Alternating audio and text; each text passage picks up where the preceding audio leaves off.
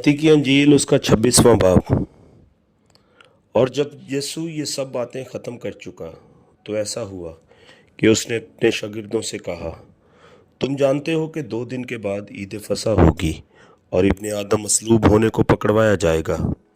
उस वक्त सरदार काहिन और कौम के बुजुर्ग कायफा नाम सरदार काहिन के दीवान खाना में जमा हुए और मशवरा किया कि यीशु को फरेब से पकड़कर कत्ल करें, मगर कहते थे कि ईद में नहीं, ऐसा न हो कि लोगों में बलवा हो जाए। और जब यीशु बैतनिया में शमौन कोढ़ी के घर में था तो एक औरत संगे मरमर के इत्रदान में कीमती इत्र लेकर उसके पास आई, और जब वो खाना खाने बैठा तो उसके सर पर डाला। शागिर्द ये देखकर खफा हुए और कहने लगे कि ये किस लिए ज़ाया किया गया, ये तो बड़े दामों को बिक कर गरीबों को दिया जा सकता था। यीशु ने ये जानकर उनसे कहा कि इस औरत को क्यों दिक करते हो, इसने तो मेरे साथ भलाई की है, क्योंकि गरीब गुरबा तो हमेशा तुम्हारे पास हैं, लेकिन मैं तुम्हारे पास हमेशा न रहूँगा। और इसने तो मेरे दफन की तैयारी के लिए ये इत्र मेरे बदन पर डाला। मैं तुमसे सच कहता हूँ कि तमाम दुनिया में जहाँ कहीं इस खुशखबरी की मनादी की जाएगी, ये भी जो इसने किया इसकी यादगारी में कहा जाएगा। उस वक्त उन 12 में से एक ने, जिसका नाम यहूदा इस्करियोती था, सरदार काहिनों के पास जाकर कहा कि अगर मैं उसे तुम्हारे हवाला करा दूं तो मुझे क्या दोगे। उन्होंने उसे 30 रुपए तोल कर दे दिए, और वो उस वक्त से उसके पकड़वाने का मौका ढूंढने लगा। और ईद फतीर के पहले दिन शागिर्दों ने यीशु के पास आकर कहा, तू कहाँ चाहता है कि हम तेरे लिए फसह खाने की तैयारी करें। उसने कहा, शहर में फलां शख्स के पास जाकर उससे कहना, उस्ताद फरमाता है कि मेरा वक्त नज़दीक है, मैं अपने शागिर्दों के साथ तेरे यहाँ ईद फसह करूँगा। और जैसा यीशु ने शागिर्दों को हुक्म दिया था उन्होंने वैसा ही किया और फसह तैयार किया।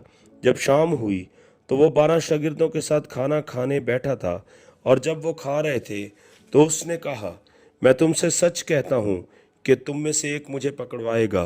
वो बहुत ही दिलगीर हुए और हर एक उससे कहने लगा, ऐ खुदावन, क्या मैं हूँ? उसने जवाब में कहा, जिसने मेरे साथ तबाक में हाथ डाला है वो ही मुझे पकड़वाएगा। इब्ने आदम तो जैसा उसके हक में लिखा है जाता ही है, लेकिन उस आदमी पर अफसोस जिसके वसीला से इब्ने आदम पकड़वाया जाता है। अगर वो आदमी पैदा ना होता तो उसके लिए अच्छा होता। उसके पकड़वाने वाले यहूदा ने जवाब में कहा, ए रब्बी, क्या मैं हूँ? उसने उससे कहा, तूने खुद कह दिया।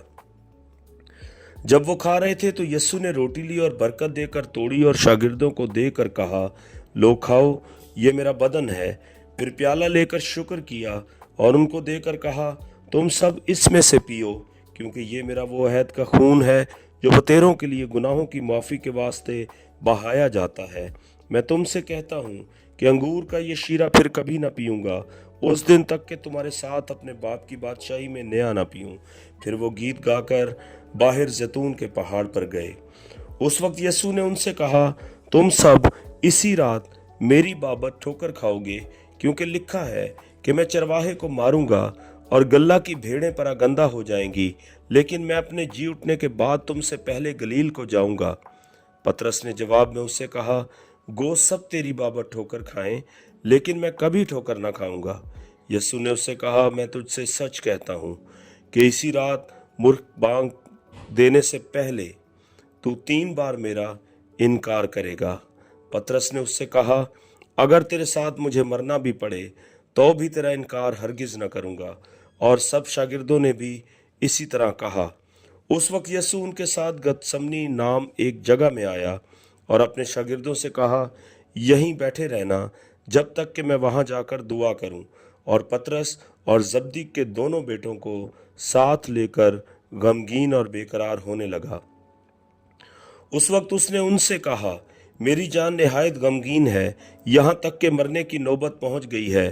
तुम यहाँ ठहरो और मेरे साथ जागते रहो। फिर ज़रा आगे बढ़ा और मुंह के बिल गिर कर यूं दुआ की कि ए मेरे बाप, अगर हो सके तो ये प्याला मुझसे टल जाए, तो भी ना जैसा मैं चाहता हूँ बल्कि जैसा तू चाहता है वैसा ही हो। फिर शागिर्दों के पास आकर उनको सोते पाया और पतरस से कहा, क्या तुम मेरे साथ एक घड़ी भी ना जाग सके? जागो और दुआ करो ताकि आजमाइश में ना पड़ो। रूह तो मुस्तैद है मगर जिस्म कमज़ोर है। फिर दोबारा उसने जाकर यूं दुआ की कि ऐ मेरे बाप, अगर ये मेरे पिए बगैर नहीं टल सकता तो तेरी मर्जी पूरी हो। और आकर उन्हें फिर सोते पाया, क्योंकि उनकी आंखें नींद से भरी थीं, और उनको छोड़कर फिर चला गया और फिर वही बात कहकर तीसरी बार दुआ की। तब शागिर्दों के पास आकर उनसे कहा, अब सोते रहो और आराम करो। देखो वक्त आ पहुंचा है और इब्ने आदम गुनहगारों के हवाला किया जाता है। उठो चलें, देखो मेरा पकड़वाने वाला नजदीक आ पहुंचा है। वो ये कह ही रहा था कि यहूदा, जो उन 12 में से एक था, आया और उसके साथ एक बड़ी भीड़ तलवारें और लाठियां लिए सरदार काहिनों और कौम के बुजुर्गों की तरफ से आ पहुंची। और उसके पकड़वाने वाले ने उनको ये निशान दिया था कि जिसका मैं बोसा लूं वही है, उसे पकड़ लेना। और फौरन उसने यस्सु के पास आकर कहा, ए रबी सलाम, और उसके बोसे लिए। यस्सु ने उससे कहा, मियाँ, जिस काम को आया है वो कर ले।